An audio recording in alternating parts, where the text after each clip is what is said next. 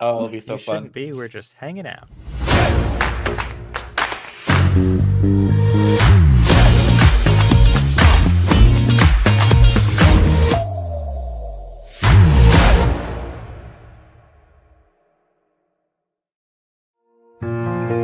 Here we are in your hometown, sharing looks as the sun goes down. Just a breath until our next kiss. Never knew of a love like this.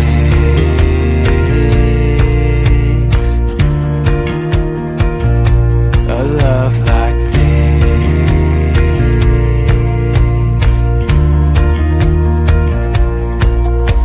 You and me, baby, still loving like crazy, praying that it never ends. Yeah, you and me, darling, we've really got something the world just can't understand. Yeah, it's you and me, falling in love every day till we're both owning gray. Yeah, it's you and me, as long as we live, I'll never know a love like this.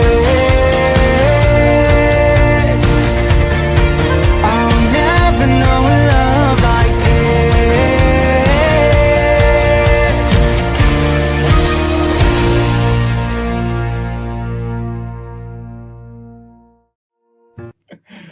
What's up, everybody? Welcome to the show. It's kind of bittersweet, like not going to be able to see that super fun promo we made anymore. Like, this is the end. It's the last show of that series, Falling in Love with Red Giant. Thank you so much for tuning in this month, for all the great comments and participation and everything like that. We have an amazing grand finale show today. Here with me is Michael Szalapski, who is incredible, does a lot of our like social media stuff. And of course, we have our special guest, Jen Van Horn. Hi. Welcome. Also, behind the scenes, we have Max and also Dr. Sassy doing timestamps. We love you guys, even though we can't see you.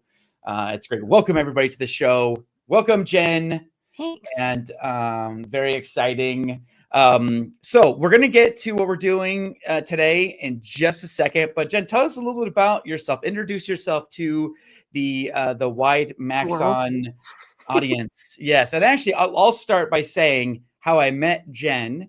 I don't know if you remember this, Jen, but this was a couple of years ago at Camp MoGraph, which is this like very like amazing thing. It sells out in like 12 seconds. It's like this great getaway for motion graphics artists. Like, everybody's there.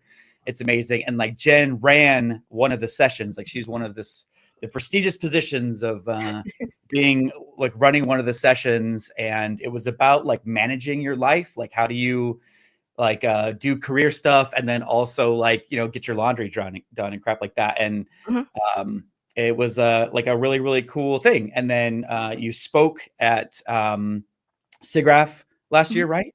Yeah. And that was like really, really awesome. So anyways, been a fan of Jen for a while. And so anyways, tell us about yourself, Jen. I also want to say too, like SIGGRAPH, I feel like you, me, and Michael just geeked out for like hours on the show floor on this stuff. So I'm glad we're finally doing a webinar. This is awesome. That was fun. But I'm Jen Van Horn. I am a freelance senior motion designer and occasional art director. I am a mentor for the Women in Animation group. I'm an online educator teaching about time and task management for creative freelancers. And the funny thing too about that camp workshop is so many people were late to my time management workshop. Like, y'all need this. It was perfect. Yeah. It was so great.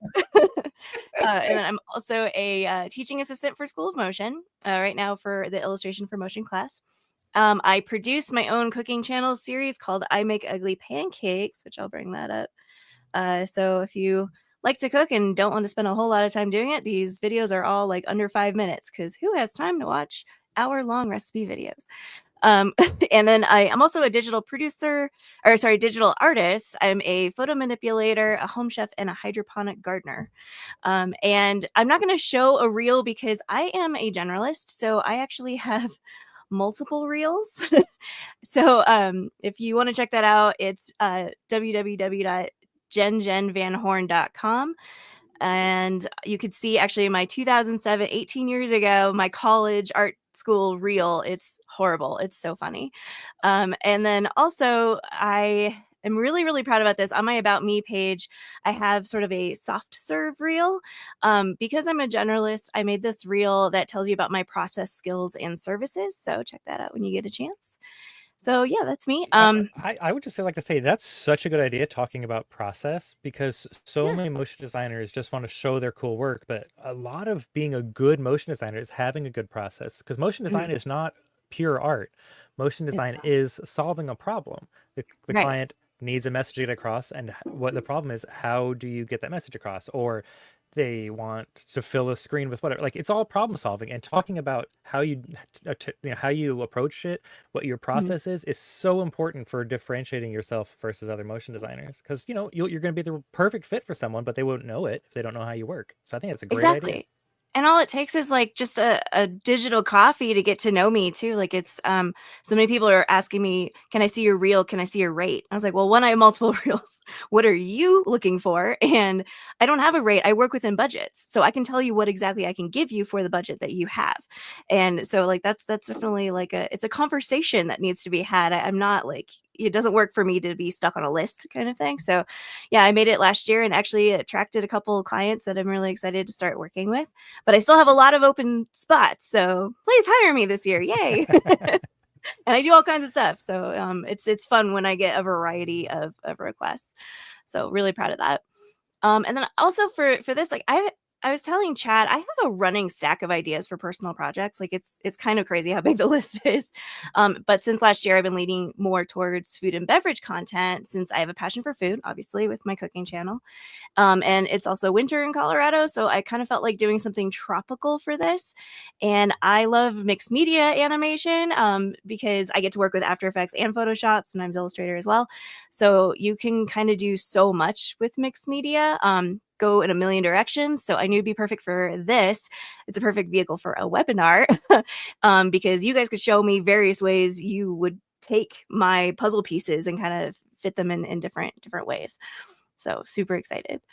I love this. So yeah, so like part of this, I think this webinar grew out of conversations that we had with Jen at SIGGRAPH, because she's a very experienced motion designer and also like new to Red Giant and new to like the world of Maxon. So it's like a really great opportunity. Like, do we have tools that she can use in her like already like a well-established workflow that she's doing for 18 years, And so I think that that's kind of like what today is. Like, can we wow Jen?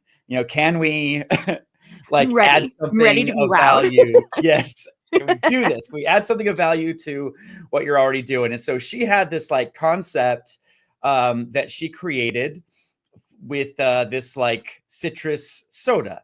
And this was like the original storyboard, which I thought was like adorable. And to me, like this was like enough to go on. But like, so this like soda comes up and there's like palm trees and then like citrus and bubbles and they pop and these like hands come out.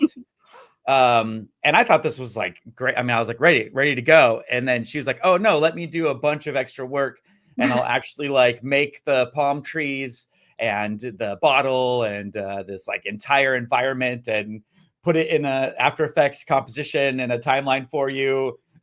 And so I was like, wow, okay. So she did basically like all the heavy lifting. Like, what can I add to this? So it's fun kind of like dig it in. And so that's what today is going to be. It's going to be me like adding some like Red Giant polishes and some touches. And then it's going to be like a live thing. So she hasn't seen all the stuff that I've done. And like doesn't like the processes and the steps and stuff like that. It's going to be like kind of new. So Jen, feel free to kind of like critique on the fly, ask questions, yada, yada. Okay. So I'll close the storyboard out. And the first thing, like Jen, again, already did this, but I thought it's like a cool trick. When I learned this a few years ago, it was like an Illustrator trick. I thought it was like the most amazing thing. Like, how do you create like these like sun rays? Right. That was a pain. Like, yeah. Yeah. So I don't know if this is how you do it, but you can't tell where this is going already. Maybe I used to star and just like dragged the star points way out. That's how I did it. So this looks more Oh, streamlined. See, okay. So the sun is a star, so you're thinking on the right path. But Yeah, I was. Yeah, I but was what really what Chad's about to do is how realizing. I always do it. It's a fun trick. yes, so you could create like a shape layer, you know, and then you give it no fill. So you see up here, no fill, and then you Mhm. give it a stroke, you know, and then you give it a dashed stroke. So it just makes dashes. And then watch this. Like I go up to the stroke and I increase the stroke Oh, that's way and better. increase the stroke. And you like I hold the shift key, and Oh. then eventually it becomes this the star. You know, and then like when you rotate it, if you have like your anchor points set up in the right spot, then it's like wee, and it works and it's fun. So that's fun little trick, not a Red Giant specific trick, but you know, we're not greedy about Red Giant specific tricks. The other thing that we did is that this was the background that Jen made, and I was thinking, you know, I want to kind of give some life to the water. You know, I want the That's water. dead water. Yeah, needs life for sure. I thought about recreating the sun, but like the glow and the gradients that you had were like really cool. So I was like, in the time allotted, I was like, nah, I'm not going to. But I thought about that so I could have the sun like reflecting a little or like rotating.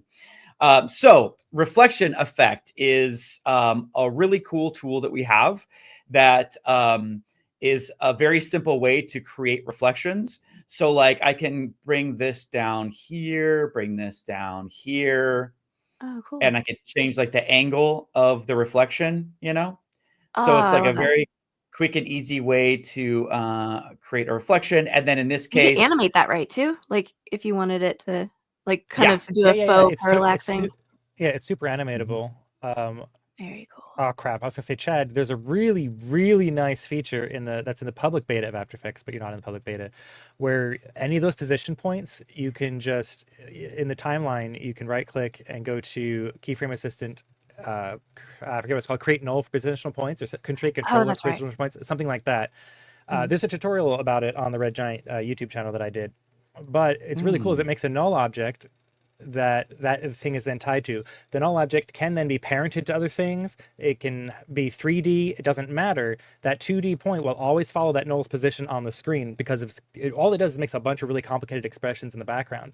But the great thing is that you could then, if you wanted the reflection to move with a scene, you could just make nulls for all those points, parent them all to your tracking data, and bing, bang, boom, in like seconds. It would take a few, some minutes or maybe an hour. Now it's just, you can do it in seconds. It's so great. And it really boosts the reflection effect. And I need to do a Tip Tuesday post on it shortly.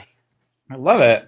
Remind One of me the things one of my other favorite tips with reflection that I discovered working on a project a while back is that you can take Kingpin Tracker, and I tracked 3 points that I wanted to match the axis start, axis end, and slant height, like these 3 points. And the fourth point I didn't matter about, but the 3 points I did, and then I tracked it in the footage with Kingpin Tracker, and then I put these the tracking data into these 3 points, so then the reflection was perfectly tracked with like the perspective of the shot and stuff like that too. So That's there's so a cool. bunch of fun little tips and tricks here. Now with this, you could take down the opacity. You could have the fade length, so like it fades out sooner or whatever. You can skew this, but one of the coolest things is that a few years ago we added this ability to have a displacement map. So then I have this like fractal noise map that I created, and it's like animating a little bit, I don't know if you could see that, but it animates a little bit. It's fractal noise.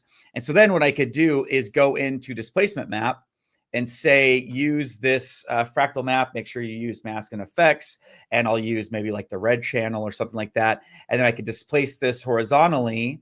What? And so it's going to, so if you have footage or like something like that, and you want the reflection to be on the water that you actually have, then you could use that water as a displacement map. So then it looks like the reflection is actually on that surface. Yeah, I use the underlying footage as a displacement map with reflection all the time. It's like a couple of clicks and it immediately makes things look like it's in the scene. It's so good. Wow. And the benefit of this is that this is an actual like live reflection. So if something happens in your footage, maybe like a bird flies by or the colors change, like that's all going to be automatically reflected because it's like this procedural thing. It's actually using your source footage as the reflection. So if your source footage changes, then reflection does as well. So it's pretty cool. And I just made like a little like adjustment layer with fractal noise and turbulent displace, so that there was like a little bit of like waves, and like that's how I made the ocean. Arguably the least interesting trick in this whole thing, but still It's just so kind of cool, fun to though. It looks so fun to good. set the stage. Yeah, thank you. It's fun. It's like it was so fun having everything like 90% of the way there. So then I could just kind of like, oh, just add this little Sprinkle polish, add this magic. little polish. Yeah. Yeah. I love it is good because some people think that red giant tools are just kind of like the main thing, but a lot of the times they can take what's a really good idea already really well executed and just give it that extra thing. Like that sun and ocean was fine, but adding that reflection to it just really elevates everything, and it's just that one little touch with the red giant tool, and bam. Yeah. Yeah. Amazing. Yeah. And also one of the things that I really liked in my final version, speaking of red giant, like a little while ago, we released these like dithered plugins to make like, back in like the 80s or whatever, like you couldn't, like old video games, like you couldn't get smooth gradients. You had to like break them up into little like blocks or whatever. You had to like dither them. And I just like love the look of that. We just released like 4 dither plugins. And so I was playing around with that, and I just like love the way that this looks so much. I didn't feel like it worked with the style, but like, I know, again, this is like procedural. So it's like all live. So like all the animation, everything like that, it just like works. And it feels like we put all this effort into, Sure, we could like totally make this a 16-bit style video game ad. Chad, exactly. Chad, you and I are so similar. I keep wanting to put dither on everything. I do now. It's so cool. It is gorgeous. Dithering is still used now. I was walking by someone's camper the other day, and I noticed they have the graphics on the side of the camper, and to make a gradient happen, they only have the one color, so they just dithered it out, and it gives it the gradient effect. So this is still used now, just not using the screen graphics anymore. Very interesting. It's just using cameras. Yeah, it's used all over the place. But I love how gorgeous that is. That's so fun. But didn't work, so I had to kill that darling, unfortunately. Oh, it looks like a great end scene for a game too. Yeah, right. Like you beat it. Congratulations. Yeah. So the next thing I wanted to do is we have the bottle. And so like in the original one, you had like this kind of like 2D bottle coming up, and it was great, and it might have done the job. But sometimes having 3D, it's just so very, very flexible. So what you can do is I just didn't have to go very far. With Geo, this is just like the default settings of Geo. Click choose model, and then you have this model browser that comes up with all these models that are like built in. And fairly recently, we added this household collection, and there's candlestick or a pot or whatever, so that someone might use if they had like a cooking podcast where they made ugly pancakes, for example. There's if they a pan needed right there. There's a pan. Yeah, it's perfect. There's two. There's a wok. There's a pan. It's great. Yes. So if you need a fork, if you need like a 3D fork to come spin around and do your bidding, or some chair, plates, all that kind of stuff. Yeah. But also in this category is the soda bottle. And so I'm just going to double click, and then we have this 3D soda bottle, like that easy. And then we can, move it around in 3D space. We can like light it. And Lee has a question. What format are those models? That depends. So this in the category here, I believe these are C4D files, but Geo, it's an OBJ. It's an OBJ. Oh, that's right, because it just says right there, soda bottle.obj. That's good. Some good sleuthing. Geo can use FBX. It can use OBJ. It can use Cinema 4D file saved as Cineware. It's great. And Chad's about to show you why I love Geo versus After Effects native 3D stuff, because he's about to make this bottle look nice. But yeah, 5 formats though: GLB, GLTF, C4D, OBJ, and 3DS. Geo can have those come in, and OBJs and C4D files can be animated. So there's and FBX that, which is really cool. Oh yeah, FBX. I was about to say, I think I'm missing one. FBX. Thank you.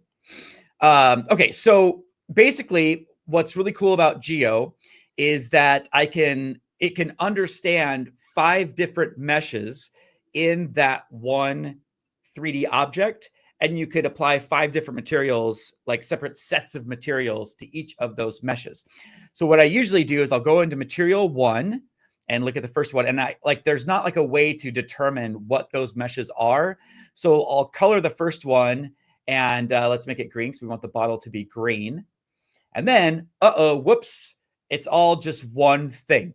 So I have to go to material assignment right here from model and then do per mesh. Sometimes I don't have to do that, but sometimes you have to go into per mesh. And now each material applies to those separate meshes. So nice. I have this green. I can tell that this green base color M1 is referring to the bottle itself. So now I can tweak these very like common, like if you use Redshift or another like 3D renderer or whatever, these parameters will be familiar. But like roughness is basically like how matte the finish is. So if I take this up, it's going to get even more matte finish. If I take this down, it's going to get more reflective. And you can see those specular highlights. Actually, let me crank up the uniform scale so we can see this better here. As I crank this up or take this down, you can see those specular highlights getting tinier and tinier, and more plastic. Take this up and it gets more diffused. And so you can see the kind of material that I'm working with here as I take this down low, and now it looks plastic. Now, part of the magic is that, you know, this is like a transparent bottle, right? So I could increase the transmission weight. And transmission is the property of like stained glass where it's not transparent. It's still there. It just can have like light go through it. So as I increase the transmission weight, then we start seeing through it. We're getting some like kind of wacky reflection things happening, but you can see that we're not like the edges are still completely there, but we're able to see through this more, which is very cool. Nice. And if you've got this like with your background in there, like a background scene, you can actually see through it and it refracts it just like glass would do. Which is another thing that Geo has over After Effects Native. After Effects Native, because the engine they're using, they can't bend light through a reflective surface. Usually I have to fake it normally with I do a mask and then I like do a fisheye bubble thing. Yeah, with Geo, you can just genuinely just put a background there and there, and you'll see it. It's great. I love this so much. You just have to set it like you just have set like an environment or whatever. It's fine. But so by default, this doesn't work. And so it could be frustrating because like, you know, I have fractal noise in my background and I can't see the fractal noise through my bottle. But you just need to set this because sometimes you might not want that. So what you have to do is you have to go into the environment setting and section right here. And then I have a refraction map. And so I just need to say custom and then fractal noise and then use effects and masks. And then now we have that as a refraction map.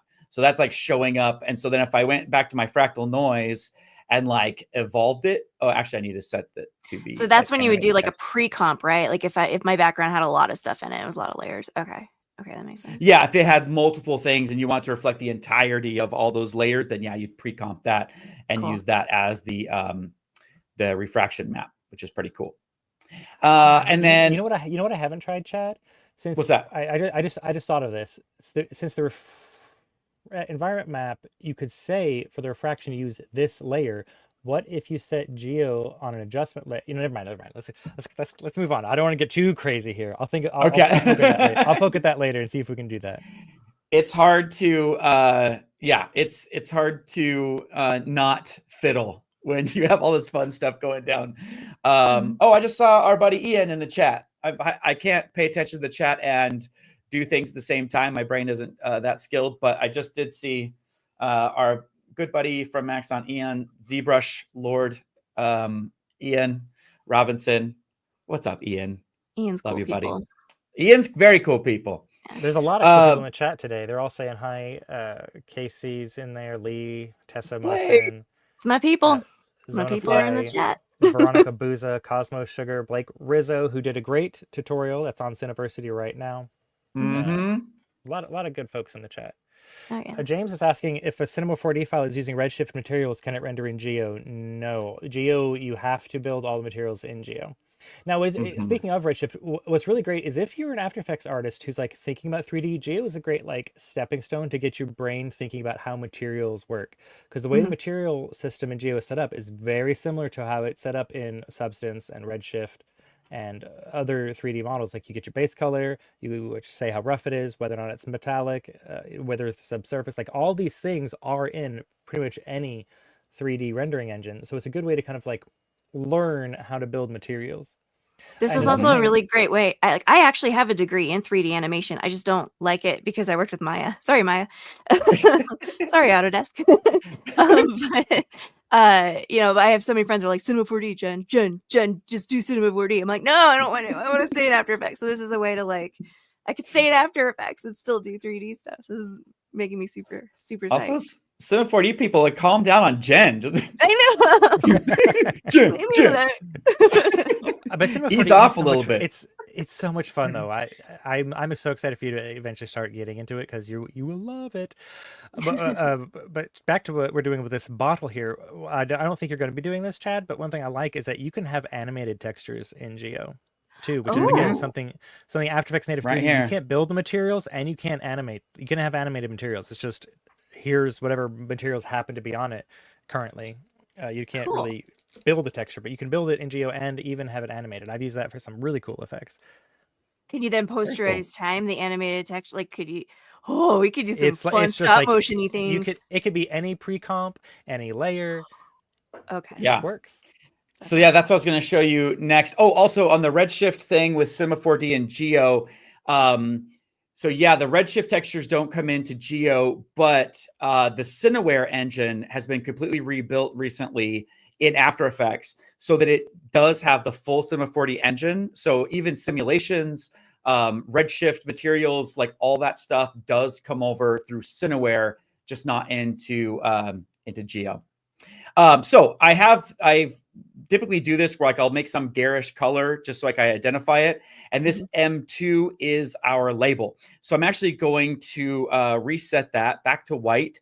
And then instead of choosing it just from the slider, I could use a map for any of these things. So for base color map, I'm actually going to use the bottle label that you made for that thing.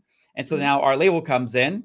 And I'll take the roughness down on that so it's not as matte finish. It's a little bit more like shiny as well, which restores some of like our black point there. Yeah. And what I did for the final thing was that I created a null here. And then that way, when I animated the null, I had a lot of flexibility for creating more like advanced animation. So we have all the benefits of this. We could rotate it around in, like this. It's like a 3-dimensional bottle, So we have all that power of, and you can see that it's like the refraction map in the fractal noise that distorts as it moves it around and stuff like that. So now we have this like 3-dimensional bottle that we could go in and tweak and fiddle with. And that's that, which is pretty fun. I think that's all I did for the bottle. But yeah, also it responds to like After Effects light. So if I wanted to relight it, but there's also a built-in sunlight. I thought that was pretty cool. I did shift the direction a little bit of the light, but that's not worth going over, I don't think. It is really cool, and it casts shadows even. So if you use a cloner in Geo, for example, because Geo can also clone your things, so you can have like a cube of items, and they will all be casting shadows on each other, which is really neat. And something I did not expect you would get just out the box, but it just works. Sweet. Very cool. Okay, so this next thing is near and dear to my heart.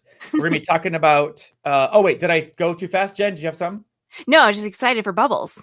Okay, Bubbles are my bubbles. favorite. Bubbles are so great, right? Yeah. So the question was initially, can we make bubbles pop? And so the original thing, Jen made this bubble. And then also made this like really adorable, actually, let's get rid of Geo, get rid of this. Made this really adorable little shape layer with like this bubble pop animation. That's super cute. And so is there a way to make this like cute bubble pop animation? And actually, there is a very, very cool behavior that we're about to look at. And if you go into, and if I do a search for bubbles, there actually are these. Oh, wait. Oh, no, it's not bubbles. It's under carbonation.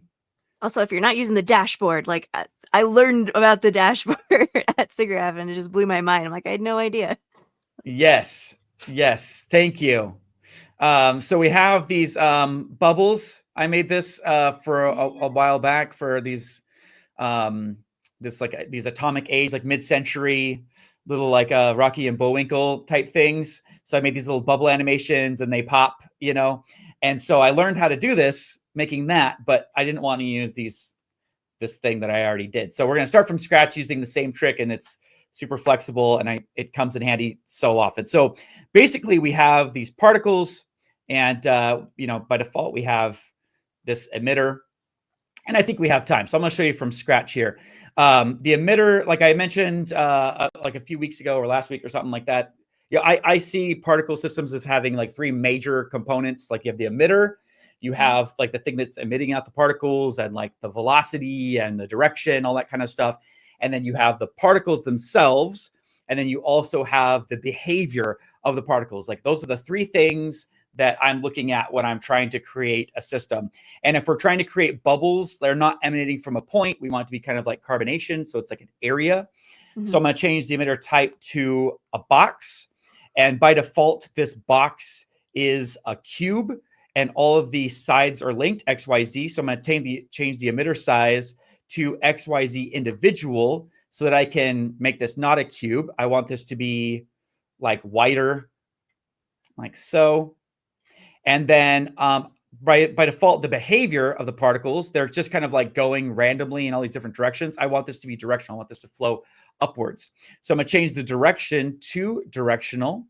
And this still isn't super clear because what's happening is what is it, Michael? They're coming at you or away from you, but they're on the Z axis, one of those ways. They're going away, I think. I never remember either. I never remember. And go, oh crap. Yeah, I don't really care. So I turn it 90 degrees, and now there we go. They're going up. And so I'm going to take the emitter size down to like 1 in the Y and Z. And so now we just have this kind of like row of particles floating up, and this is starting to be carbonated a little bit. What were you gonna say, Michael? You going to say something, or Jen? No, I was just gonna say we're on our way. We're on our way. Okay. So I'm moving this down. Also, apologize. The setting up from scratch, it's like very helpful, but it's also kind of boring, you know. But I think this is gonna be great for folks who maybe aren't experts in particular, to see step by step how you think through a particle solution. Like step by step. Yeah. Where are they showing up from? Got to set the emitter first. Yeah. I think I'm going to take the particles per second down to like 20. And the particles per second controls like how many particles there are. So this is starting to look like carbonation a little bit in the behavior and the setup. But now we need to look at the other aspect of this, which is the particle itself. So I'm going to close emitter, go into particle. And this is where we have the attributes of those particles. Now, by default, we're looking at these spheres. And they're just like little handy dandy spheres. And we have a bunch of built-in shapes here in the particle type. But when we choose Sprite, that's when it gets powerful, because that's when we could use anything. We could use a movie file. We could use an Illustrator file. We could use anything that could be a layer in After Effects composition. Anything can be a Sprite. Michael, do it. Oh, I was just going to say it's perfect because we're doing a lemon lime themed soda. Right. So I know. a Sprite is Sprite. Oh, I didn't get that. But you can use Sprites for any kind of soda. Bonus points. Yes. It's not. Or for flapping birds, or for anything. Sprite just means a tiny thing. But yeah, it could be. I use pre-comps as my Sprites all the time. I've seen someone use like a floating pedal too as a sprite, and it was really cool. I used a bunch of trash renders from Cinema 4D for a music video I made. It had a bunch of trash swirling around a guy. Love it. So, doesn't have to be bubbles in a lemon lime soda. But bubbles are fun. I'm going to open up Sprite controls, and I get from the layer drop down here, I'll choose the Gen bubble. And then now, like oftentimes when sprites come in, they're tiny. Oh, by the way, I did change Gen's Sprite a little bit because when you create your own custom sprites, there are limitations on what you want the size of that to be, because any extra information, it's going to make, I mean, you're going to be multiplying this times, hundreds, thousands, millions Oh, of so these. shrink down the size. Yes, you want to shrink down the size, and typically you want to make them like equidistant on the sides, like a square, or else they're going to be distorted. So I changed the dimensions to 500 by 500 in each case. And you typically don't want to go bigger than that. Particular will suggest that you don't go above 250 by 250, but I don't think that's necessary. I think it's a little outdated. Modern machines can do. I mean, I still say for how big these bubbles are going to be, 500 is still probably bigger than necessary, but you never know. But if I wanted real big bubbles, if I want like a Glenda sized bubble, if you just want one, just animate it by itself. But if you want a whole bunch, look at them. There we go. So I increase the size of my bubbles, and now I have these bubbles. Yay! I'm making this a little bit artificially too big just so you can see. But now what's really cool is that I can fiddle with this. I can adjust the randomness of the size and increase size randomness. I see a color random button. So can you do like multiple different colors on the bubbles? What? Yes. So what I did is, well, so when you say set color, it says at start, that's the default. So then you could pick a color. And then you could also choose random from gradient. So you could have a gradient with only like 3 colors, or an actual gradient, or whatever. Gradient. Like the whole gradient system got recently overhauled, and it's so much better. So you could have it be however you want. You could have the gradient go over a dimension. So over X, the gradient goes over the particles from like left to right of the screen. The gradient goes over the particles that way. Or over Y, over Z, over life. So they start a certain color and then they fade. They go to a different color. So for like fires, they could start with like a darker red and go up to like a yellow or whatever. So there's a lot of options. Now, what I did for this is like, I wanted like a little bit of like a bluish tint. I don't know if I stand by that decision, but that's what I did. It's like one of those things I second guessed. I felt like I wanted to get like some more like cool colors in there. I don't think I did a great job on that. But when you change a color, you'll notice that like our bubbles haven't changed. And that's because in the sprite controls, we need to go to colorize, because it's by default, it's just using whatever color is there. So if I colorize this, then we'll start to see some of our blue tint come in. Oh, yeah. See that? Yeah. And then what's kind of cool, I also went to color random and bumped this up to like 10%. If I go a little bit more crazy, you could see that it's going to like randomize. Yeah, rainbow bubbles. But it just gives like a little bit of randomness. So I did 10%. So there's just like a little bit of blue, a little bit of green.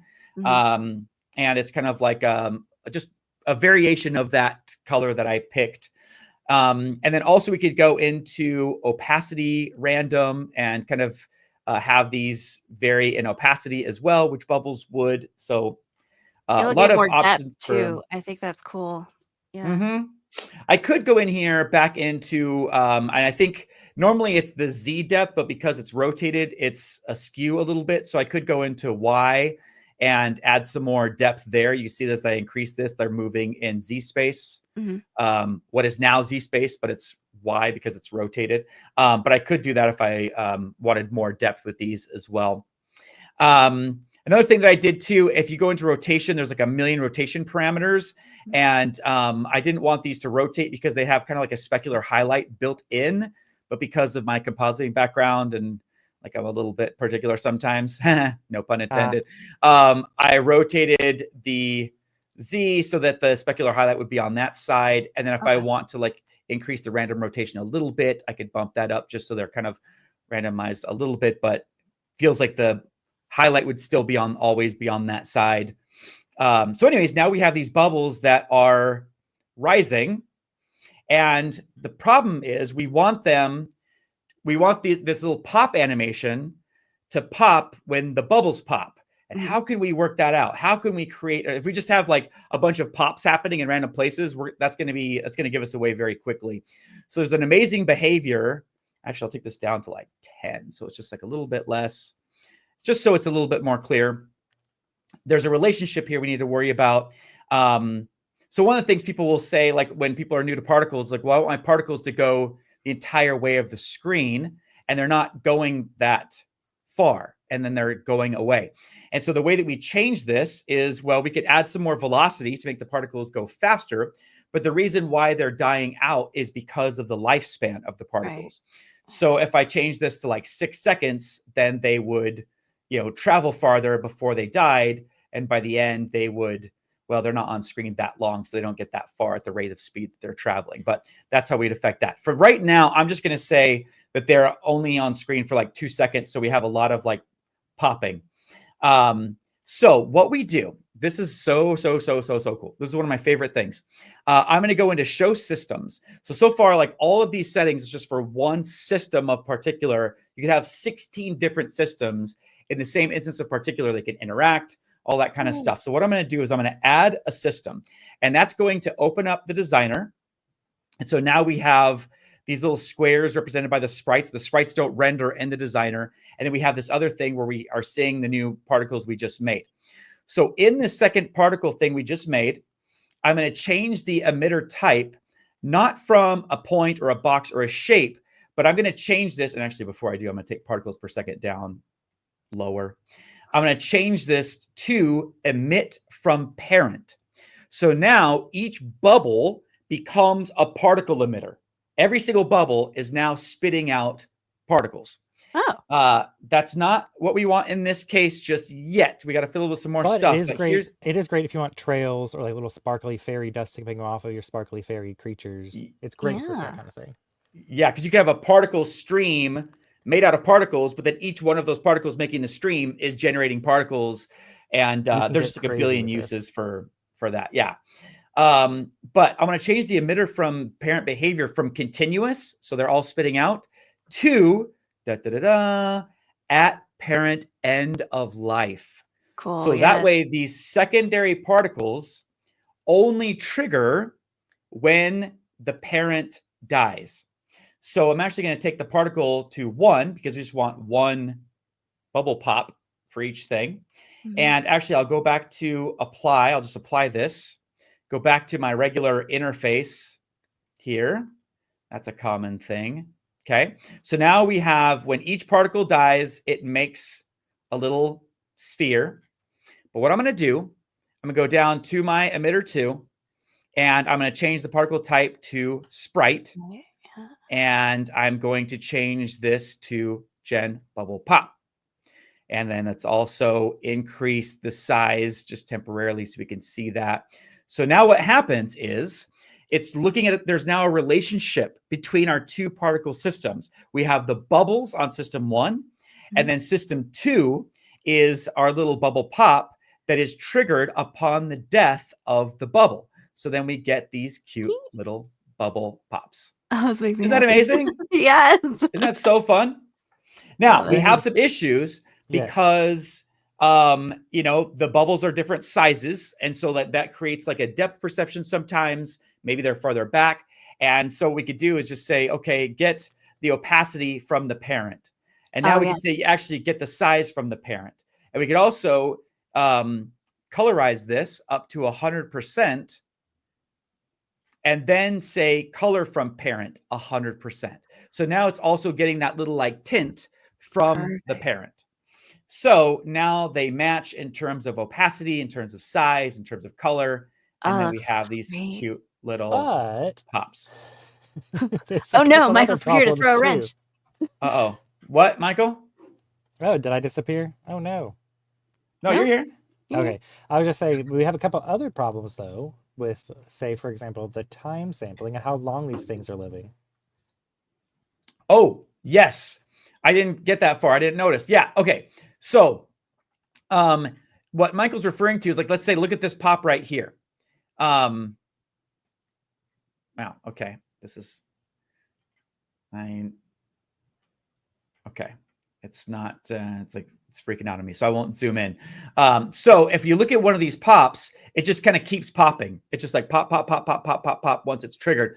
And what's really cool is that I was about to move on, Michael. I'm so glad you mentioned this, but one of the most powerful features of particular sprites is in the sprite controls, this time sampling drop down. I think it's a loop. when teach people like because that's like my job with Maxon is I'll teach like our customers or whatever more tips and tricks and stuff like that. And no matter how experienced someone is in particular, like 999 times out of 1,000, they aren't aware of the power of this like time sampling.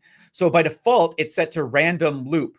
And that means it's going to like choose a random frame from the composition of the bubble pop, start there, and then just loop. And we don't want it to do that. What we want it to do is we want it to start at the birth and then just play once, and that's it. So we'll have a lot less bubble pops because they're not looping. So now when the bubbles pop, they play once, and then that's it. Okay. I thought it felt a little cluttered. That makes so much sense. Yeah. And to speed up processing, we know this bubble pop is only, what, a quarter or a third of a second long. So we can say for the life of these particles, they're only like half a second just to be safe, or, a third of a second.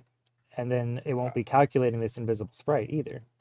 Oh, I didn't even know about that. Awesome. Huh. Okay. Very cool. Okay. So anyways, that relationship, so fun. I think we're going to be coming back to particular in just a second. Any questions about that or any like other things? Jen, what are you thinking?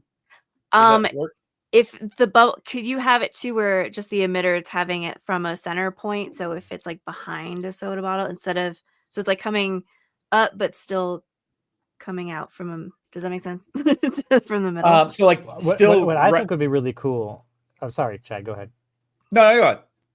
I was saying what would be really neat is to make the emitter smaller behind the bottle and then use the fluid physics on the bubbles to make them swirl around like fluid around it using the vortex tube. Oh, okay. But so that's physics. That's getting crazy. But you can do fluid simulations in Trapcode particular. So you could you could offset the vortex tube from the emitters, have them emit from behind the thing, and then swirl around the bottle and come up. It's so much fun. So one of the things that I ended up doing is I had another system of just bubbles, and then in the emitter section I changed the emitter behavior to explode. So what that does is that just like shoots out a bundle of particles. And so I had a third system that was just like this explosion that kind of released this like flood of bubbles in the beginning. Actually, I'll just go to the unstylized comp so it just kind of like floods. And because I'm the consummate professional, I did a lot of research, hours even, just researching like bubbles and like where have I seen bubbles just kind of flood up like this. And so, yeah, I did a lot of research on Maxon's time, researching bubble reference over and over, episode after episode, just making sure I got. It's important to educate yourself. The look of those bubbles. That's what the pros do. That's what Pixar does. So it had to be done. Anyways, awesome. Well, great question. Oh, did that answer your... I don't know if that answered your question, Jen, about coming from a point. Because what we could do here, instead of explode this, if they're continuous, I can take this from a box to a point and still have them emit from a point. And then they can, I can move up the emitter here. So then they are still moving upwards, but they come from a point. And then if we want to, we can go to direction spread and spread this out a little bit. So they're still kind of like spreading if we want it to come from a point, or we could actually go back to a box, but just kind of like not have it be so wide. So we could just have it be not from like a point, but from like a small little area. But it looks like I can also keyframe that width as well, right? Absolutely. Yeah, all these parameters are keyframeable. You can also set the particles to grow over their lifespan. Under the particle section is a size over life graph. Oh, so they could start real small. So they could start real small, bubble up Mm-hmm. big. And also under this particle section is also a life random. So if you did have a whole wall of bubbles popping, they don't all happen to pop right at the same level. You could have them kind of some pop down here, some pop up here with the life random. But you have so much control. That's part of why particular takes a little while to apply when you first apply it. Because whenever you apply any effect in After Effects indexes all these parameters. And when you apply levels, it's like what, 5 to 10 parameters. So it happens at a split second, but particular has literally thousands of parameters multiplied by 16. So, there's a lot of control you have. Yeah. It's great. Particular is one of my favorite things to play with in After Effects. Like I could just sit there so for powerful. hours and play with particular. It's one of the few tools that like it really rewards you for understanding how it works. Like understanding like what the buttons do.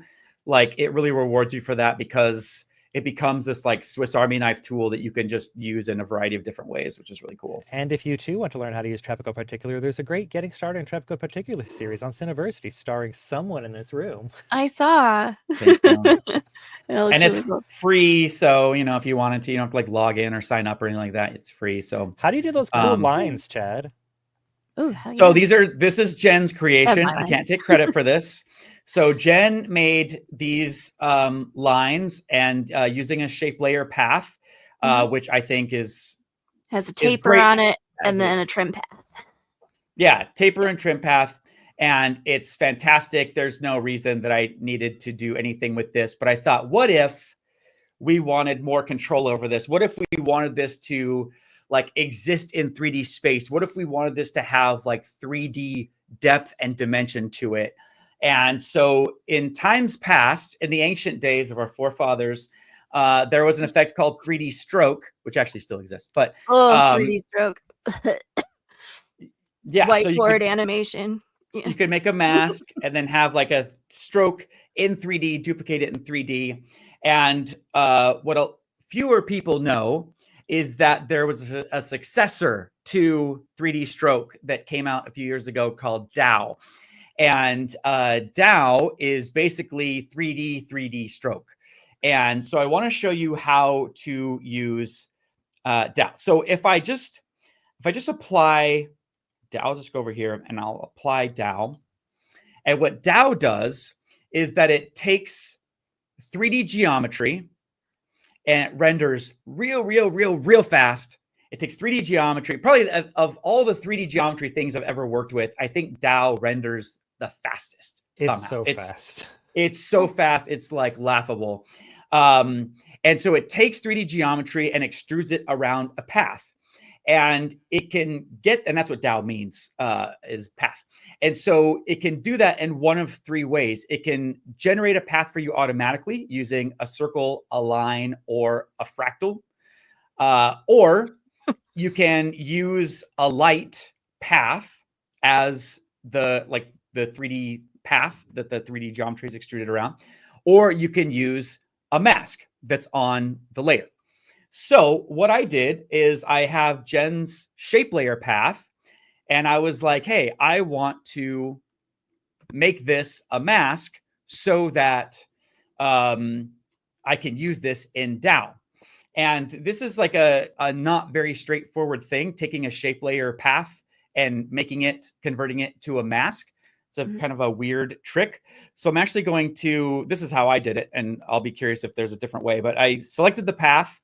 And then I'm going to do a little Command C action to copy that. And then if I just Control C, but whatever. Oh, okay. Because I'm on a PC. Okay, that's fine. And so if I paste this now, it won't do anything. But what I can do, and this is so weird, but I'll just make a point. Take the pen tool and make a point with the layer selected so that it makes a mask. And then once you have the mask, I can paste it, and then it comes in as a mask. That's the way to do it. Yeah, that's the way to do it.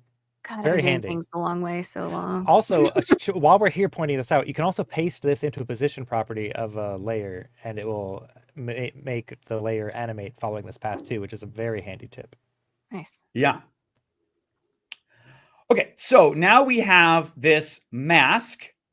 And so then if I turn DAO back on, we get a conjumbled mess. That's because I still have the path generator on automatically. So it's set to fractal. So it might look like this by default. So I'm just going to turn off generate path. I don't need it to generate path because I already have this, this path here with this mask that I want to use.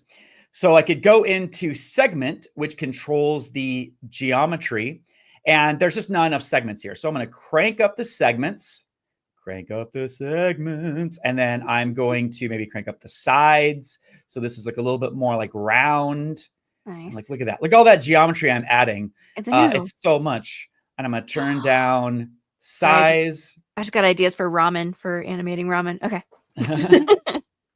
And so like, if I create like a camera here, you know, this is an actual like 3-dimensional, nice. This 3D geometry, you know, and I can, you know, light this with After Effects lights. I can rotate around it with cameras. I can, you know, do all kinds of cool tricks with this. I could put textures on it. I could use like light it with like HDRIs. There's like all kinds of stuff I could do just from within DAO. It's so potent. So then also with the masks, I can go into this pass from mask thing, and I could taper the size automatically. And then I can just animate the end path, which is what I did. And then also animate the start path as well. So then it kind of creates this like trail, which is like, and DAO is like shockingly powerful. Like if you use lights, you can use the brightness of the light, the color of the light, and a few other light parameters to affect the shot size, shape, color of your path. Like it's way cool. It's insane. Like I actually wrote this is before I worked at Maxon. They asked me to write the user guide for DAO when it first came out. So it was like brand new. And so I'm like, sure, how hard could that be? But it turns out it's so complex. There's even like its own kind of like programming language, so that like when you're using, like when you're creating a path out of lights, there's like codes that you can put in the name of the light that change the behavior. So it's like unbelievably complicated and powerful, all the things that you can do with it. It's like so cool. It's one of the most like underappreciated, underutilized tools.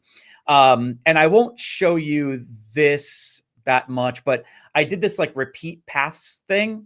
If you go into a repeater, there's actually 2 repeaters, which it makes it so powerful, because then you can like make clones, and then that makes a shape, and then you can do a second repeater which clones those clones. So you could make like a wall or some type of like object, and then you can clone that object. So anyway, it's really powerful. But what I did is, let's say I have like 2 little things right here, and by default it goes off in the X position. But you know, if I go in like the Y position, and then I could change like the scale of that and blah, blah, blah, whatever. And so then what I did in the final thing is that I had these like streaks for the bottle. And I did those in DAO. So then like I have like the one, and then I have like the clones. And so it made these kind of like fun little like, little swishies. Streak.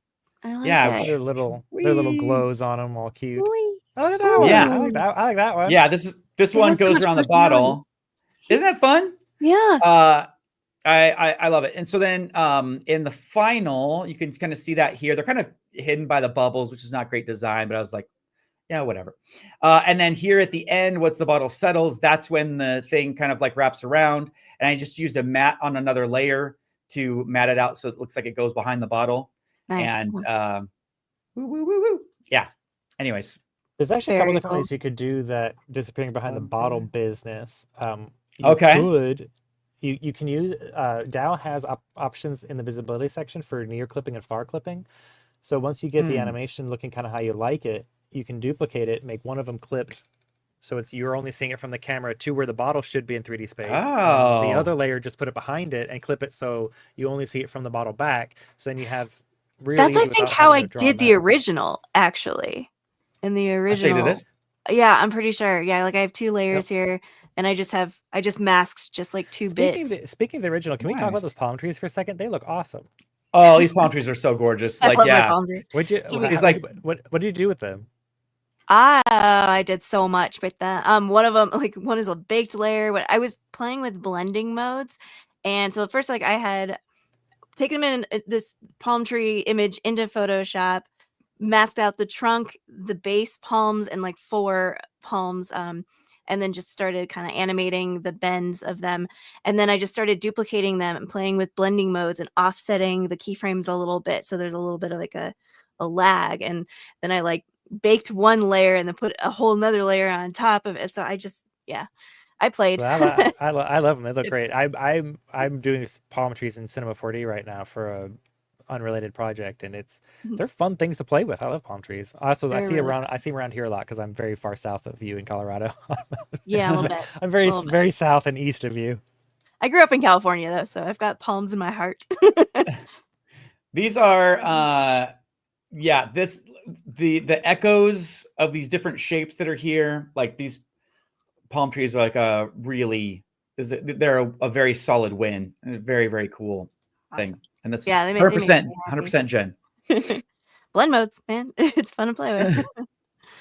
Let's see. Okay, so we're running low on time. Let me show you something else that I did just like really quick. I'm just gonna skip ahead to the final the systems that I had.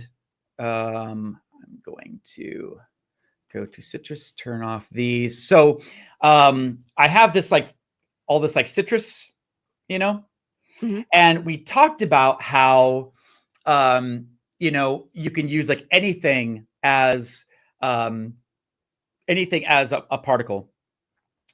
And typically, the way a lot of people would set this up if they wanted a bunch of random shapes like this is that they would make 4 different systems. We have 2 different types of lemons. We have a lime and we have a leaf. And so they would set up 4 different particles because you could only choose 1 sprite per particle system. But what you can do, remember those time sampling things I was saying are so powerful? What I did is I created a pre-comp with these different sprites. And the time I used the time based on how much of each thing that I wanted. So because I had 2 different types of lemon wedges, I used 2 frames of each lemon wedge and then 3 frames of lime to balance that out. I didn't want that many citrus leaves, so then I just used 1 frame of citrus leaves. And that probably doesn't make any sense, but stay with me. And then what happens is, in particular, I say I want to use this composition, which is only 9 frames long, 8 frames long, something like that.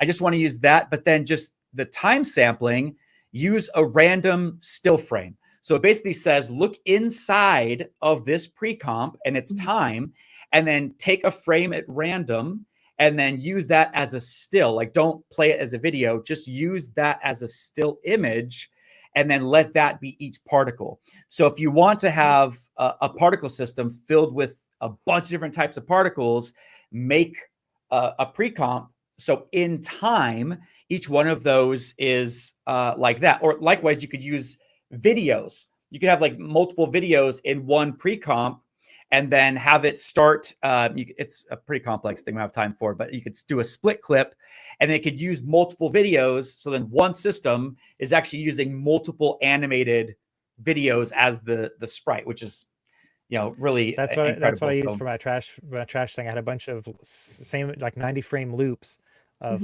of trash, and so each particle was just 1 90 frame loop, just all the time going around. And it was I had 40 different trash pieces. It was crazy.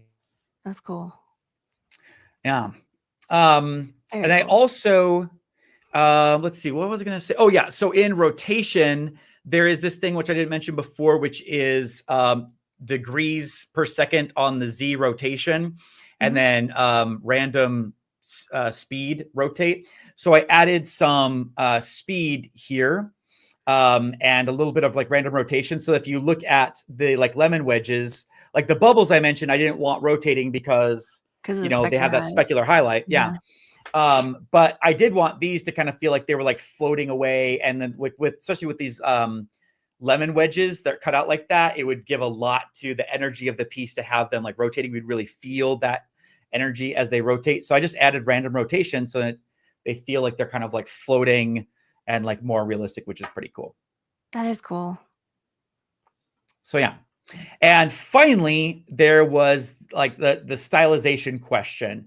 And we talked last week, if we go to Window, Extensions, Red Giant Universe Dashboard, this is the ultimate place to see universe effects and all that you could do with universe effects.